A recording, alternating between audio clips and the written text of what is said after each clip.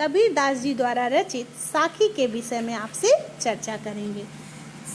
जैसा कि कबीर दास जी के बारे में हम सभी जानते हैं कि ये भक्तिकालीन कवियों में निर्गुण शाखा के कवि जाने जाते हैं। इनका जन्म 1398 में काशी में हुआ और इनका पालन पोषण नीरू नीमा नामक जुलह ने किया। ये ना तो हिंदू थे और ना मुसलमान। इन्होंने हिंदू मुस्लिम एकता पे भी काफ़ी बल दिया और समाज में व्याप्त कुरीतियों पे खासा व्यंग कसा। और इनके द्वारा जो रचित साखी ग्रंथ है, इन्होंने उसे साक्ष्य के रूप में आज भी हम लोग स्वीकार करते हैं। साखी जैसा कि नाम से ही विदित होता है, साक्ष्य। इन्होंने हिंदुओं पे भी व्यंग कसा और मुस्लिमों पे भी व्यंग कसा। हिंदुओं के लिए कहा उन्होंने, जैसे पाहन पूजे हर मिले तो मैं पूजूं पहाड़। अर्थात अगर पत्थर पूजने से ही हरि मिल जाते हैं तो मैं पूरे पहाड़ की पूजा करने लगूं। इसी तरह मुस्लिमों में भी कहा, दिन भर रोजा रहत है, रात हनन है गाय, यह खून यह बंदगी कैसी खुदी समाए। अर्थात इन्होंने समाज में व्याप्त कुरीतियों पे काफ़ी अच्छा खासा व्यंग कसा है। और उसी क्रम में इन्होंने साखी, शबद, रामायणी 3 ग्रंथों की रचना की।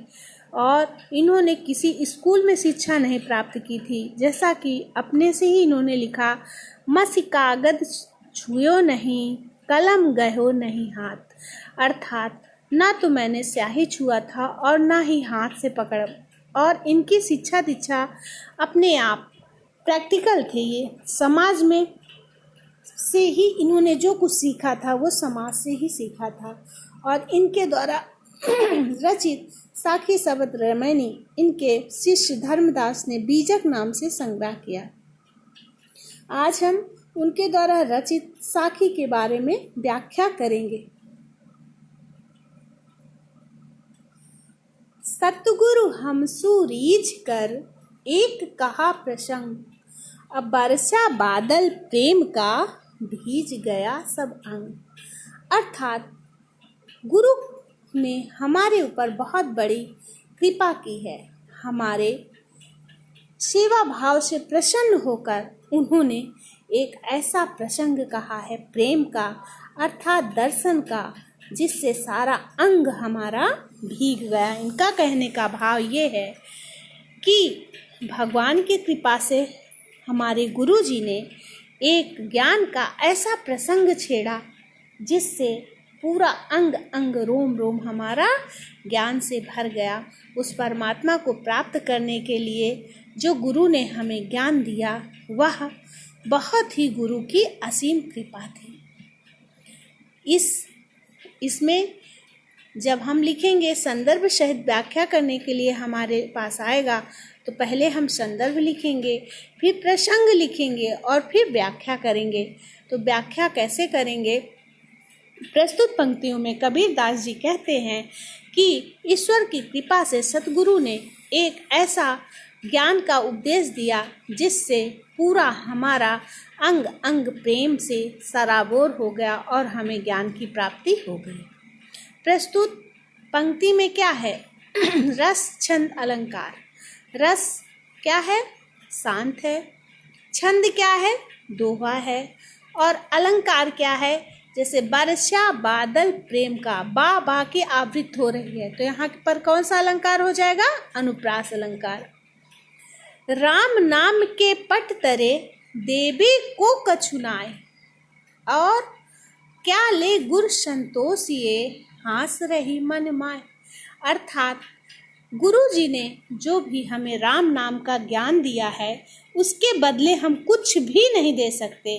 और हम ऐसा क्या अपने गुरु जी को दे दें कि हमारे मन को संतोष हो जाए, यह बार बार मन में प्रसन्नता होती है। अर्थात गुरु जी ने जो ज्ञान दिया है उसके बदले हम उन्हें कुछ भी नहीं दे सकते।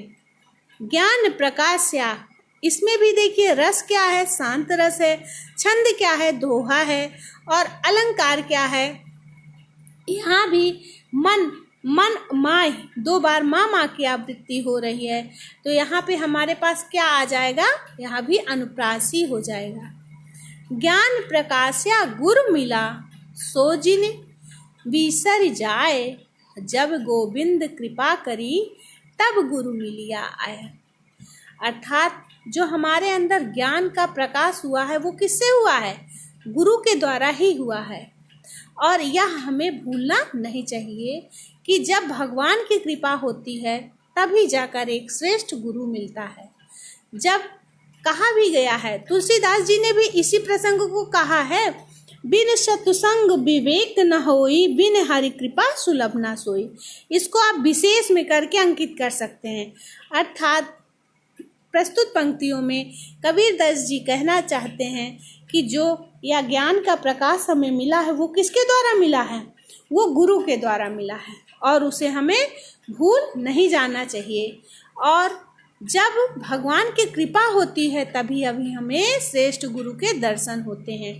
अब इसमें भी रस शांत है, छंद दोहा है, भाषा सदुक्कड़ी है, और अलंकार यहाँ पर भी अनुप्रासी आएगा। अब नेक्स्ट, माया दीपक नर पतंग, भ्रम भ्रम इयो पड़ंत, कहे कबीर गुरु ज्ञान ते, एक आध उबरन।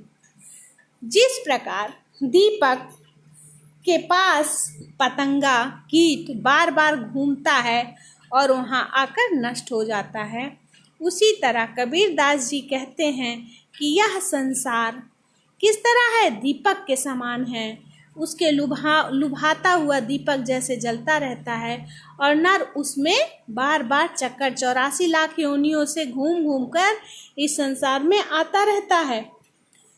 जब भगवान की कृपा होती है तब एक अच्छे गुरु मिलते हैं और हम इस संसार सागर से पार उतरते हैं। तो प्रस्तुत पंक्ति में माया दीपक के हिसाब से कौन सा अलंकार होगा, रूपक अलंकार। रस क्या होगा, शांत होगा। छंद क्या होगी, दोहा। और भाषा कैसी है, सदुक्कड़ी। एक बार फिर से, माया दीपक नर पतंग, भ्रम भ्रम यो पड़ंत। जिस प्रकार दीपक के पास पतंगा घूम घूम कर लास्ट में क्या होता है, उसी दीपक में जलकर अपनी शरीर का त्याग कर देता है, उसी तरह इस संसार सागर में मनुष्य भी चक्कर लगाते हुए यहाँ के सुख राग रंग में भूलकर अपनी जान गंवा बैठता है। एक आध ऐसे व्यक्ति होते हैं जिन्हें ईश्वर की कृपा से गुरु मिलते हैं और इस संसार सागर से वह पार उतर जाते हैं। जब मैं था तब गुरु नहीं, अब गुरु हैं हम नाही, प्रेम गली अति साकरी, तामे दो न समाए। प्रस्तुत पंक्तियों के माध्यम से कबीर दास जी कहना चाहते थे कि जब तक मेरे अंदर अहंकार का वास था तब तक, जब मैं था तब गुरु नहीं, अर्थात जब तक अहंकार था तब तक ज्ञान नहीं मिला मुझे, अर्थात गुरु ज्ञान नहीं हुआ।